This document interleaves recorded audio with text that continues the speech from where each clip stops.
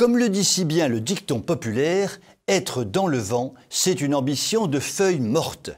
Et pour filer la métaphore, nous osons le dire, les machines à vent, ce n'est que du vent.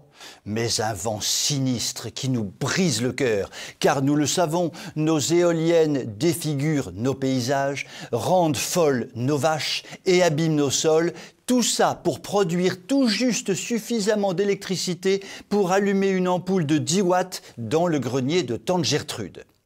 Les anti-éoliens, dont je suis heureux de faire partie, ne sont pas des réactionnaires, des ennemis du progrès. Ah non, 1000 fois non. Ce sont plutôt des avant-gardistes. Oui, messieurs, dames, qu'on se le dise, les anti-éoliens sont à l'avant-garde de la vraie écologie.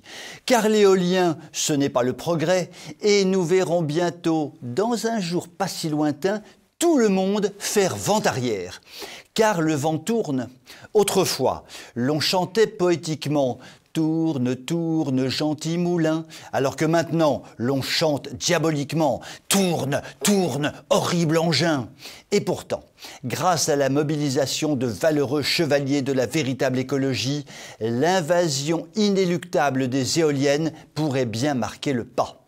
C'est ainsi que le préfet de Charente-Maritime, département numéro 17, il faut réapprendre vos départements. Ce bon préfet vient donc de s'opposer à l'implantation d'un parc éolien au Puy du Lac, une bourgade située non loin de Rochefort.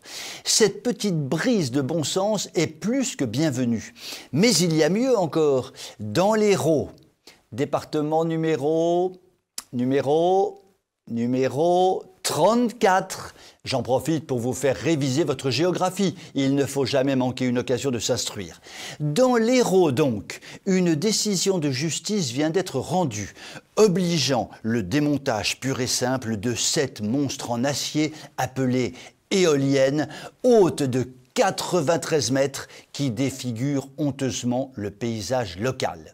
Un collectif s'était monté pour lutter contre l'invasion migratoire d'éoliennes et a donc fini par obtenir gain de cause. Une première. Espérons que cette décision fasse jurisprudence, que les faux écolos se le disent. On ne peut pas impunément et éternellement dissocier écologie et nature, énergie et environnement, culture, paysage et lutte contre le réchauffement climatique. Greta, au passage, si tu m'entends, prends-en de la graine et mange-en. Cela pourra te faire grandir, tu passeras d'une taille de 1,48 m à une taille de 1,51 m.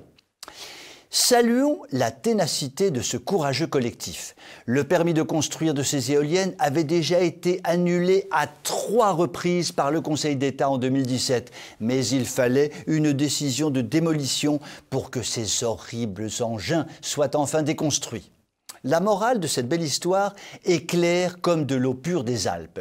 Oui, l'on peut revenir en arrière. Non, l'éolien n'est pas écrit dans le grand livre du progrès pour l'éternité. C'est rassurant finalement. Vous savez ce que cette victoire m'inspire?